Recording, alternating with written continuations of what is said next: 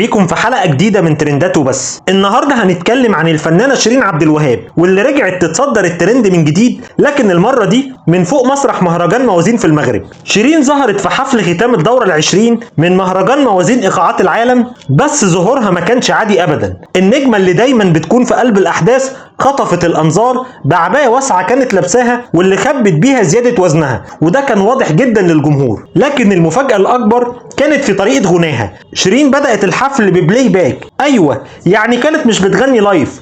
خلى ناس كتير على السوشيال ميديا تنتقدها، وناس قالت انها فقدت لياقتها الفنيه والصوتيه. والناقد الفني عبد الله غلوش كتب على فيسبوك وقال: كنت اتمنى عوده شيرين وهي في كامل لياقتها الفنيه والصحيه، ربنا يهدي لها نفسها. اما الناقد الموسيقي مصطفى حمدي قال: يقال ان شيرين أدت عدد كبير من الأغاني بلاي باك في حفل مهرجان موازين، وده للأسف مؤشر خطير. شيرين فقدت كتير من لياقتها الصوتية. وفي وسط كل الهجوم ده المايسترو مدحت خميس قائد الفرقة الموسيقية اللي كانت معاها طلع يدافع عنها وقال إن شيرين اختارت البلاي باك علشان تعمل ميدلي لأشهر أغانيها في أول الحفل، وبعدها رجعت تغني لايف، وده أسلوب بقت بتعمله كتير مؤخرا في حفلاتها. ورغم كل الانتقادات دي كان في دعم كبير جدا من جمهورها اللي حضر الحفل في المغرب، وقال إن شيرين أبدعت وقدمت باقة من أنجح أغانيها وسط أجواء حماسية جدا على منصة النهضة. واللي كمان لفت انتباه الكل لقطة إنسانية حلوة جدا منها لما شيرين نادت موهبة شابة من الجمهور وخلتها تغني معاها على المسرح، وسابت لها الكادر لوحدها